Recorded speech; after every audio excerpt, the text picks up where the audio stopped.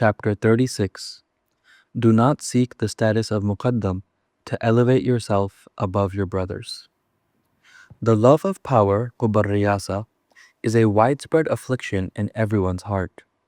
Therefore, any disciple who would demand the position of Muqaddam, leader or person in charge, in order to place themselves above their brothers would commit a highly reprehensible act and show a serious lack of proper adab. Those who harbor this love of power in their hearts generally fall into two distinct groups. The first consists of sincere disciples. They enter the path with an ardent desire to know their Lord. They constantly struggle against their nafs and all the diseases it manifests, out of fear of falling into distance from Allah subhanahu wa ta'ala. In the second group, we find those who entered this path with obvious insincerity. They have always harbored this desire within themselves and have never fought against it. While among the common people, they sought to exert influence over them and control all those around them. Upon entering the path, they replicated this pattern and sought to govern the spiritual elite. Not only do they make no effort to conceal this illusory love, but they openly affirm it, making it apparent through all their faculties. This behavior indicates two serious issues: the complete or partial blindness of their basira, their spiritual vision, and a flawed intention at the time of their bay'ah to the Shaykh. La hawla wa la quwwata illa billah. There is no power nor might except through Allah. Know that your limbs constantly reveal what is in your heart. Thus, the outward pursuit of power reveals your lack of faith, your ill intent, and your insincerity. You must understand that to know the one who possesses the attributes of lordship, such as the all-knowing, the rich, the proud, or the strong, you must necessarily embody the attributes of servanthood, ubudiyah, such as ignorance, poverty, humility, and weakness.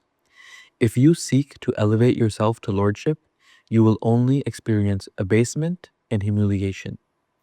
If you are truly seeking Allah subhanahu wa ta'ala, your goal is to realize your state of poverty. This is the starting point from which you can hope to rise towards Him. But if all you seek is to become a scholar, then go read books. And if what you want is to earn money, then change your tariqah, for you have clearly taken the wrong path. What we seek on this path is Allah. And for this, we do not seek to establish ourselves in lordship, but rather to realize and understand the reality of the one who unites opposites. If you entered this path while always indulging this disease of the nafs, this quest for power, then understand that it is here that this disease must be purified. Abandon your bad habits and remain in the companionship of the people of humility and those experiencing both external and internal poverty. Flee from anything in which you might find any outward eminence, such as being an imam in congregational prayer. Instead, strive to be a servant to the fuqara, to the spiritual seekers, and show them the utmost adab. If you aspire to be among the true kings, be among your brothers as a completely selfless servant. Now, let us address the role of Muqaddam. As we have said, this position should never be demanded by the disciple. It is the Shaykh who decides to give permission to whomever he wishes, and this occurs in 3 stages, meaning the Shaykh must give this idhn 3 times. Refusing the first 2 times is beneficial for the faqir, as this allows one to examine one's heart to understand what effect it has. However, if the Shaykh gives permission a 3rd time, it becomes obligatory for the disciple to accept it.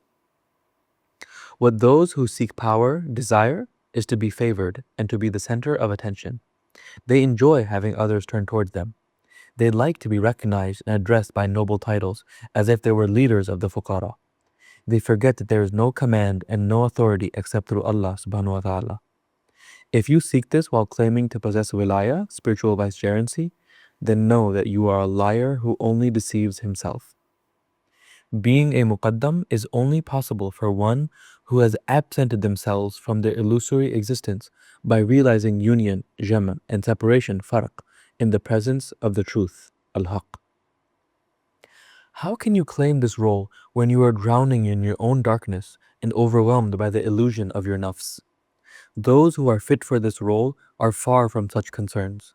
They have completely annihilated themselves in the divine light until they achieve ahadiyya, absolute oneness, and wahdaniyya, divine unity.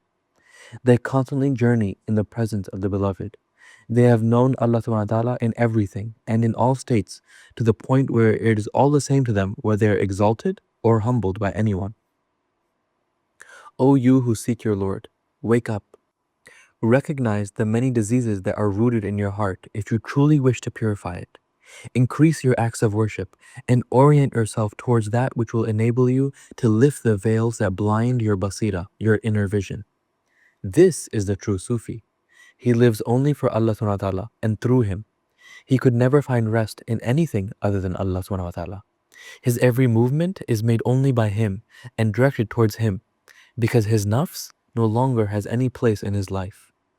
This is why you will always see him loving the company of one who opposes his soul by seeking abasement.